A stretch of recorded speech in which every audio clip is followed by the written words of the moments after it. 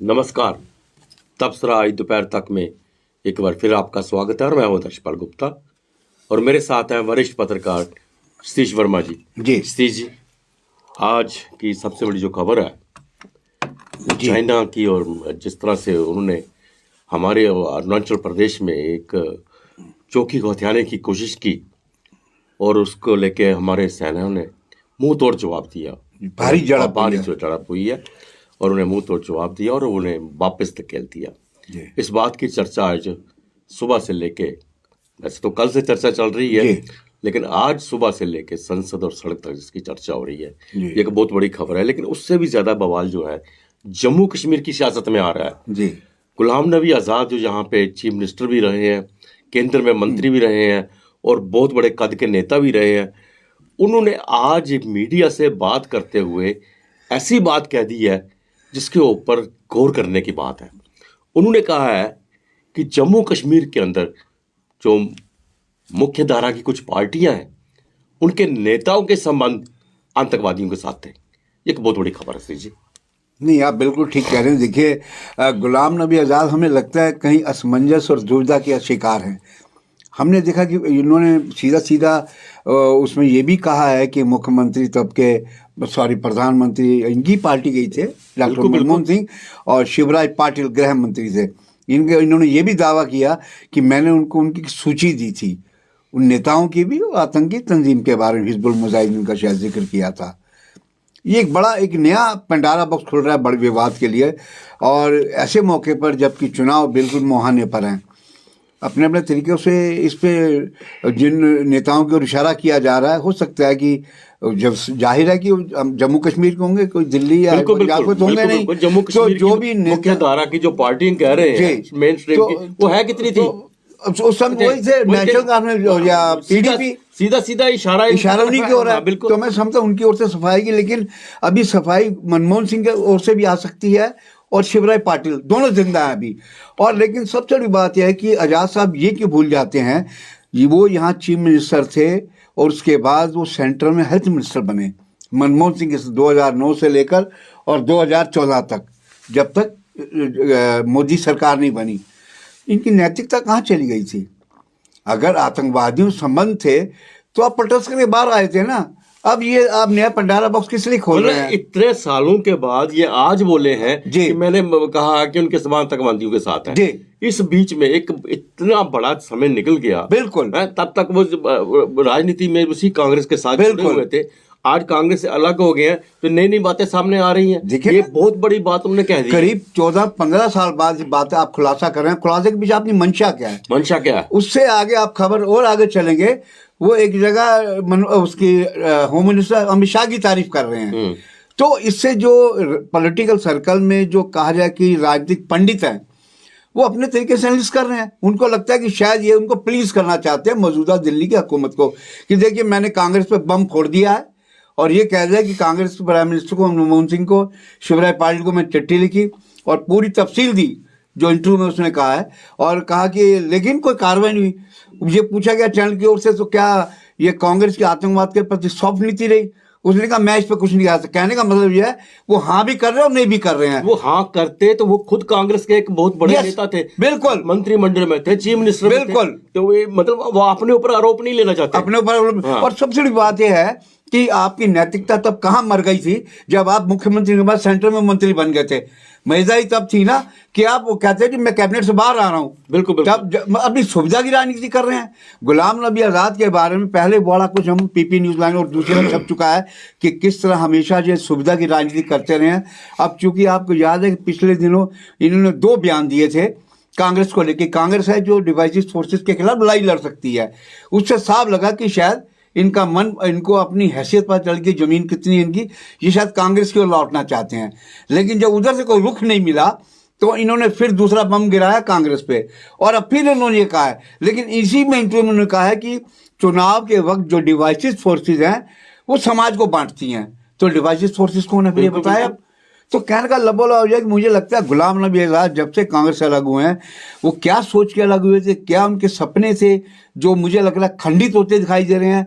उनको ये समझ नहीं आ रहा कि वो हमला किसके कहने पर किस पर कर रहे हैं। और ये जो बड़ी बात कही है, हम समझते हैं कि आपने ठीक कहा कि उस वक्त 2 ही पार्टी थी वैली में, बिल्कुल, क्योंकि अगर पॉलिटिकल पार्टी मीन बीजेपी है, और बीजेपी उनके साथ पे ये हुकूमत इल्जाम बनाई लग है। नहीं सकता कभी उनके साथ बीजेपी पे उन्होंने हुकूमत बनाई है। बीजेपी कभी मुख्यधारा पार्टी, वो कभी राष्ट्रवादी पार्टी, वो कभी ऐसा कर नहीं सकती। ले देकर पीडीपी और नेशनल कॉन्फ्रेंस घाटी की बचती है।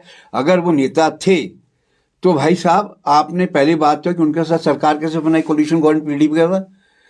मुजफ्फर हुसैन बेग जो थे इनके साथ मंत्री, उप मुख्यमंत्री, अब कैसे उनको डिप्टी चीफ मिनिस्टर बनाए रखा।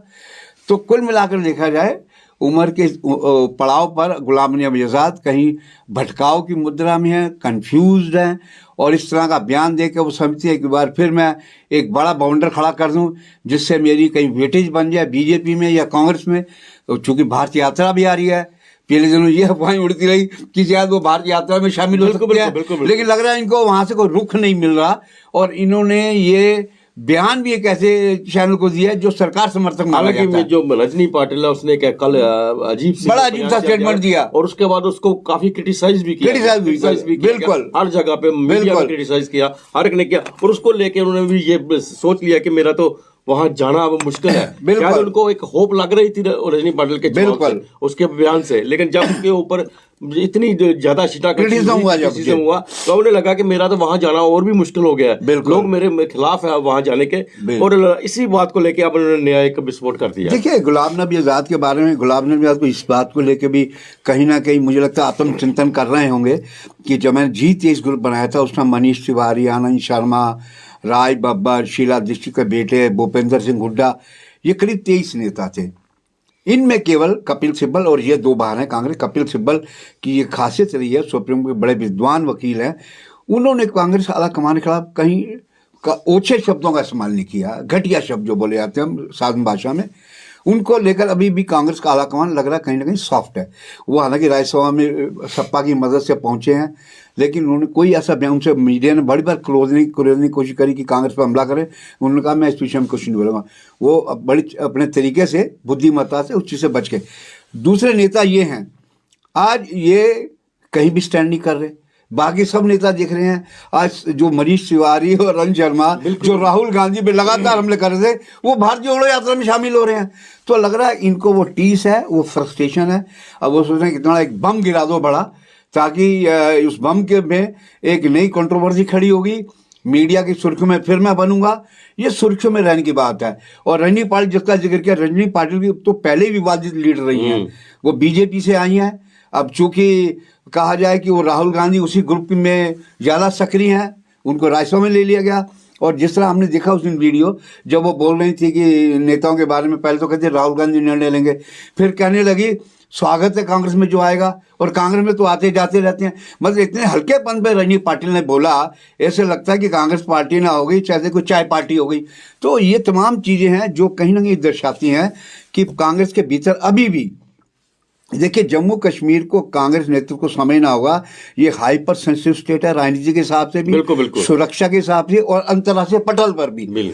इसलिए आपको पार्टी प्रभारी यहाँ ऐसा बनाना चाहिए जो यहाँ की नब्ज को समझता हो, यहाँ के कांग्रेस कार्यकर्ता को समझता हो। इससे पहले अंबिका सोनी थी, उन्होंने भी कांग्रेस कार्यकर्ताओं को बड़े वर्ग हमसे लगातार बोलते रहते कि आती हैं यहाँ से घूम के चली आती हैं, गुस्तावे खा गए, लेकिन कांग्रेस का बेड़ा गर्क हो रहा है। तो वही लग रहा है, वही ढल रहा।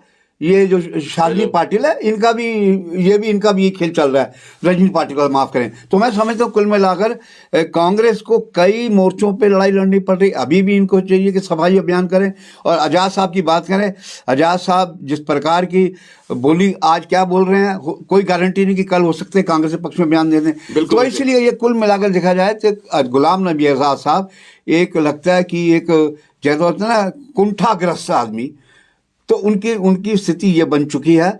और उनके पास कोई ऐसा रास्ता दिखा नहीं रहा, कोई रोड मैप नहीं है कि आखिर मेरा भविष्य क्या है। उनके साथ सब बड़ी चिंता उन नेताओं की भी है, जैसे ताराचंद है, कटरे का जुगल किशोर है, मनोहर लाल शर्मा कठुआ गए हैं, और भी जो नेता जो उनके साथ गए यहाँ से बड़ा दमखम के साथ, उनको भी अपना भविष्य कहीं अधर में दिखाई दे रहा है। सती जी, कुल मिला के हम कहें कि जम्मू कश्मीर की राजनीति में उथल पुथल मचा हुआ है। बिल्कुल बिल्कुल उथल पुथल मचा, बिल्कुल कोई भी चीज सामने नहीं आ रही है। बिल्कुल कोई ऐसा दल सामने, हम भारतीय जनता पार्टी की बात करते हैं, ठीक है, एक दल है, बहुत स्ट्रांग दल है, लेकिन जो उनके अपने जो आगे कार्यकर्ता हैं या उनके नेता हैं जिनके ऊपर उम्मीदें रखी हुई है भारतीय जनता पार्टी ने, अभी तक वो रिप्रेजेंट करते थे, जो भारतीय जनता पार्टी को असेंबली में रिप्रेजेंट करते थे, बाकी जगह रिप्रेजेंट करते, उनमें से एक दो को छोड़कर बाकी सभी के सभी जो लोगों के दिलों से उतर चुके हैं।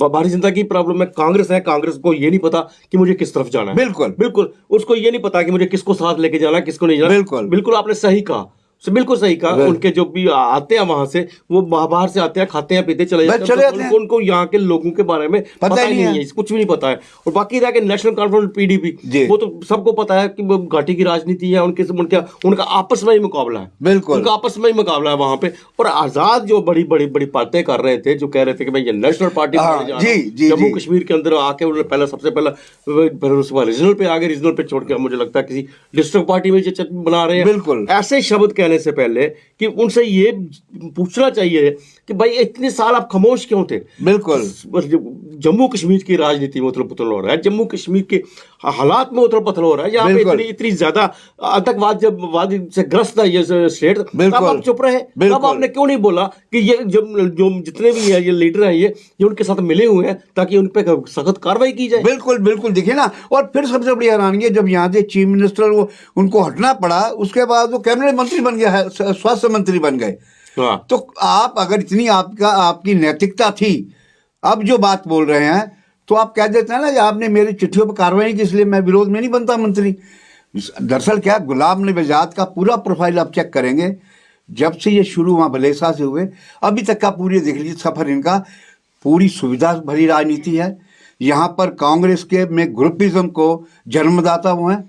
इसलिए कहा जाता था कि जम्मू कश्मीर की कांग्रेसी सियासत में मुगल आजम गुलाम नबी आज़ाद, लेकिन उस मुगल आजम ने भी कांग्रेस का यहाँ बैठाया। पहले जीए मीर से झगड़ा चलता रहा, मीर को हटा दिया, वकार रसूल बानी इन्हीं का आदमी था, इन्होंने प्रवोज किया। जब उसको बनाया तो पार्टी अलग बना ली। तो कुल मिलाकर देखा जाए, हालांकि ये अभी ये मुझे लगता कि ये बात आज ही खत्म हुई है, जो है कि भंडारा बक्स खोला है कि मैंने मनमोहन सिंह को चिट्ठी लिखी, तत्कालीन गृह मंत्री शिवराज पाटिल को लिखी।